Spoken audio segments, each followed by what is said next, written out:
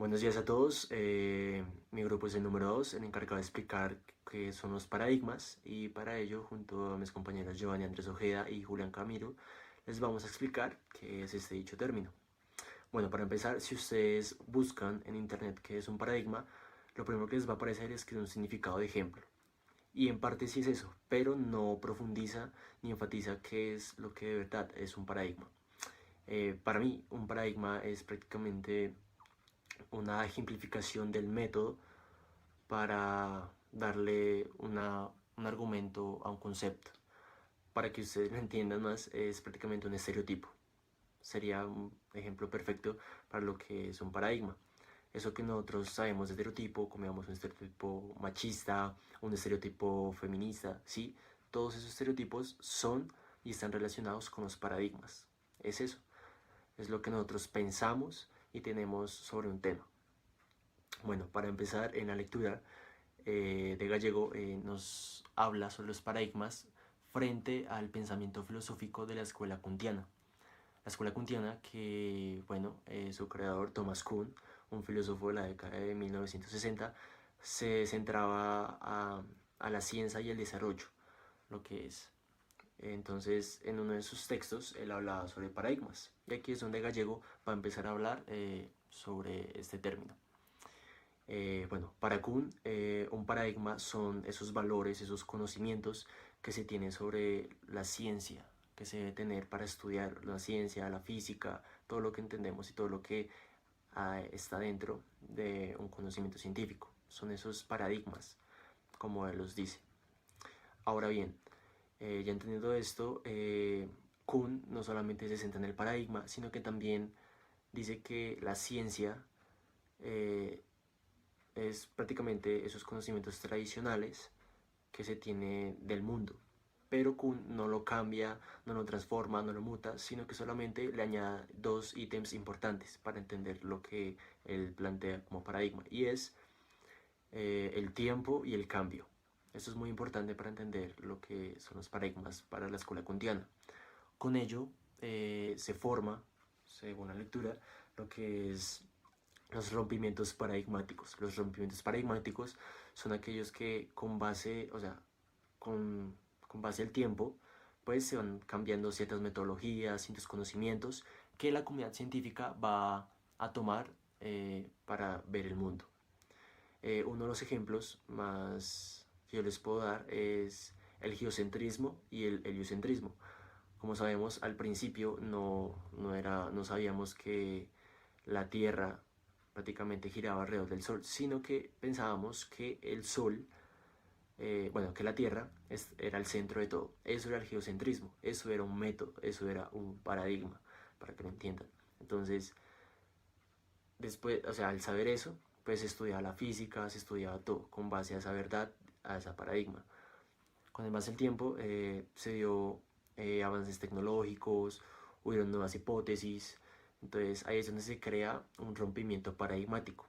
Ese rompimiento que prácticamente hace ver a la luz otro método mucho más fuerte, mucho más conciso, que se adentra dentro del conocimiento científico y se hace válido.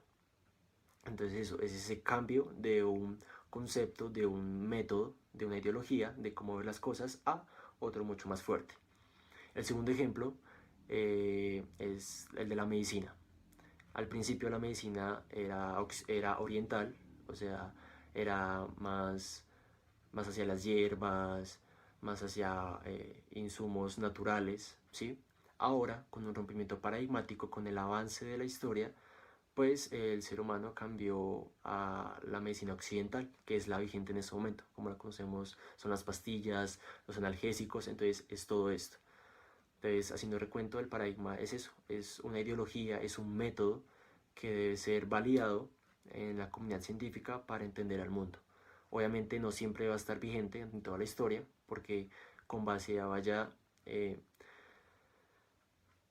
avanzando la historia, la tecnología avance, pues se darán nuevos proyectos, nuevos métodos, nuevos paradigmas. Muy buenas tardes. El tema del que yo les voy a hablar es el problema de la crisis de las ciencias y el cambio revolucionario. ¿Por qué se da el problema de la crisis de las ciencias? Básicamente porque las teorías ya no tienen esa capacidad de controlar los fenómenos y las experiencias que van apareciendo. Entonces se preguntarán, pero ¿por qué los científicos, el conocimiento científico, no se encarga de controlar estos fenómenos y estas experiencias? Básicamente, el conocimiento científico va desarrollándose, va evolucionando, pero de una forma más pausada. ¿Esto por qué? Porque ellos se tienen que detener a explicar cada uno de estos nuevos fenómenos y estas experiencias, con el fin de poder brindárselos a la comunidad y seguir haciendo que su confianza en todos nosotros, en todos los investigadores, vaya creciendo. La naturaleza va sobrepasando los paradigmas que los científicos ya tienen planteados, incrustados por decir así, en sus cabezas. Esto los obliga a buscar cierto tipo de soluciones. Una de ellas es la ciencia extraordinaria. Esto se da con el fin de buscar posibles sustitutos que llenen esos vacíos que están quedando en las teorías que van apareciendo. Pero no solamente va sobrepasando los paradigmas, sino que también los va cambiando, los va modificando de raíz. Esto obliga también a que los científicos desarrollen unas teorías, unas hipótesis meramente especulativas, las cuales pues básicamente no es bueno para las personas, no es bueno para la imagen de ellos tampoco, porque ellos están encargados de simplemente seguir el tema que van a tratar, seguir la investigación y así poder confirmarla. Algunos de los científicos no se atreven a realizar todo este procedimiento, básicamente porque es muy complejo, y si se llegan a meter en estos casos, podría cambiar todo el planteamiento que ellos ya tienen de sus trabajos, de sus temas que han venido tratando. Esto también causa que, pues, los que se van quedando tienen que realizar cierto tipo de, no sé, de pruebas, por decir así, para que vuelvan a aceptar sus trabajos. La teoría solamente se convierte en paradigma cuando el experimento y la teoría coinciden plenamente. Este es uno de los trabajos más difíciles que el científico tiene que hacer. También también los descubrimientos son aceptados por los científicos cuando se descartan ciencias y procedimientos previamente aceptados. Como ya les dije, tienen que realizar ciertos tipos de pruebas, ciertos tipos de procedimientos nuevamente. Esto, bueno, es básicamente empezar desde cero. Y pues esa no es la idea que ellos tienen planteados, esa no es la imagen que ellos tienen que dar a las personas. Ok, pues bueno, a raíz de la investigación que ellos van haciendo pueden ir saliendo nuevas teorías. Esto también provoca que, como dije ya al comienzo de la exposición, vaya disminuyendo la velocidad con la que los científicos trabajan. Uno de los ejemplos más claros de que van saliendo nuevas teorías es cuando Copérnico, Galileo y Newton se disponían a trabajar las teorías de Ptolomeo y Aristóteles, y de pronto apareció la teoría de Lavoisier sobre la combustión del oxígeno y la crisis de la física a finales del siglo XIX. Esto los obliga a replantear todo por lo que han construido, todo lo que han venido uniendo. Otro de los temas que vamos a tratar es el de cómo responden los cambios científicos a los cambios del paradigma. Como esto se relaciona muchísimo con el tema que ya venía tratando anteriormente.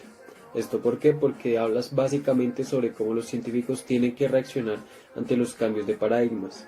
Tienen que tener la capacidad de aceptar el cambio que se está dando naturalmente, porque básicamente los cambios son naturales, es algo que simplemente va surgiendo y es algo que simplemente se va desarrollando. Estos deben claramente evaluar tanto los paradigmas viejos como los paradigmas que se están implementando nuevamente. Tienen que confirmarlos y tienen que tener la certeza de que el trabajo que ellos están haciendo lo están haciendo de una forma acertada. Pero mientras todo esto va sucediendo, los científicos lo que hacen es inventar una hipótesis ad hoc. ¿A qué me refiero con ad hoc? Ad hoc es una solución específicamente elaborada para un problema o un fin preciso. Ellos se van a enfocar básicamente en la teoría, en el problema que está surgiendo actualmente, en el problema que ellos tienen en sus cabezas en este momento. Pero ya también, como lo dije en mi parte anterior, hay algunos científicos como que no se le miden a meterse con nuevos paradigmas, con nuevos temas. básicamente lo que hacen es rechazar los paradigmas sin tener otro sustituto, dejan el tema muerto básicamente, no tienen la capacidad y el manejo que se debe manejar, valga la redundancia, para así compartírselo a las personas. También se van presentando ciertas anomalías, eh, pero pues no todas las anomalías son malas, hay anomalías positivas y hay anomalías negativas. Básicamente las que siempre, bueno, o no siempre, las que mayormente se manejan son las positivas, pero también aquellas que quedan por ahí como volando son aquellas que más afectan una teoría, son aquellas que dejan mella. ¿A qué me refiero con mella? A que es un hueco que queda al descubierto, deja un vacío en la investigación. También lo había mencionado ya en mi anterior parte. Una forma en la cual los científicos responden es a través del análisis. Se debe reconstruir y se debe buscar métodos y aplicaciones para poder llenar estas mellas, estos vacíos que quedan en la investigación. Según Kuhn, las diferentes disciplinas científicas han pasado por distintos ciclos, estos llamados ciencia normal y ciencia revolucionaria. Estos ciclos comienzan con una etapa llamada el periodo preparadigmático, en donde se recogen temas a tratar e ideas a desarrollar y se crean escuelas del pensamiento para competir entre sí. Poco a poco, una de ellas, mediante un sistema teórico, va creando aceptación y se crea lo que se conoce como un paradigma, el cual es las ideas o teorías generales aprobadas por un grupo de científicos. Kuhn propone pues las dos maneras de hacer la ciencia normal. En esta todos los científicos se dedican a solucionar toda clase de dudas, de interrogantes que aparecen dentro de la teoría, recurriendo a técnicas y reglas establecidas por una comunidad científica. Cuando una teoría ya no es capaz de explicar ciertos fenómenos, entra en un estado de crisis. Durante este estado de crisis se empieza a dar lo que es la ciencia revolucionaria y llega hasta el punto en que les toca a los científicos cambiar obligatoriamente el paradigma. Durante esta ciencia revolucionaria o extraordinaria se empiezan a desarrollar nuevos paradigmas y a desconfiar de las ideas y los argumentos del paradigma anterior. Para comprender el concepto de paradigma hay que clarificar la definición de regla en la obra de Thomas Kuhn, donde se mirará si las reglas hacen parte de los paradigmas o están aparte.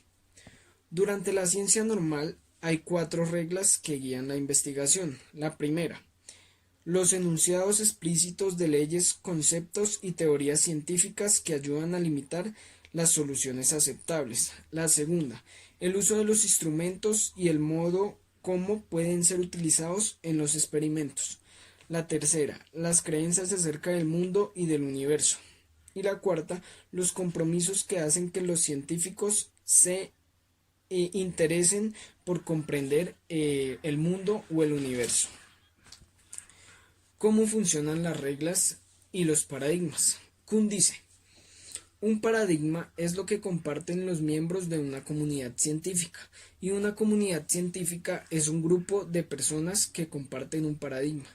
Pero aunque los científicos comparten los mismos paradigmas, no necesariamente comparten las mismas reglas, ni tampoco comparten la misma interpretación del paradigma que se está tratando. Paradigma crítico, hermenéutico y las ciencias de la lectura. Este es el cuarto paradigma, el cual nació en Frankfurt, Alemania, durante el siglo XX, proveniente principalmente del marxismo, y arrojando como resultado la teoría crítica de la sociedad, o también llamada Escuela de Frankfurt. Sus exponentes principales fueron Max Horkheimer, Theodor Adorno, Herbert Marcuse, Erich Fromm y Jürgen Habermas. Este paradigma lo que pretende es reivindicar al humano como protagonista de sus propias acciones e historia, intención que ya se había venido dando durante la modernidad con Hegel, pero que solo se logró hasta después de la Segunda Guerra Mundial. Habermas empieza desde una definición de hermenéutica ya que había sido olvidada, pero que se empieza a retomar gracias al debate planteado entre Kuhn y Popper, y la cual presenta una nueva metodología para las ciencias sociales argumentada por la teoría de la acción comunicativa.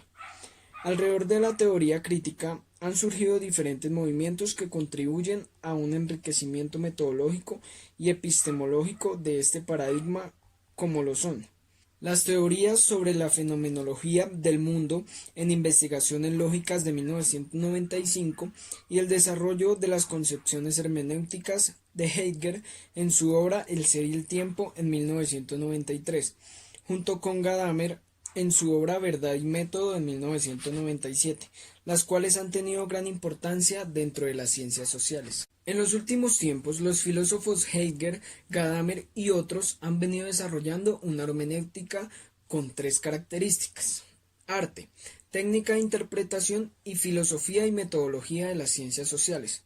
Estos autores se han basado en el método Verstegen.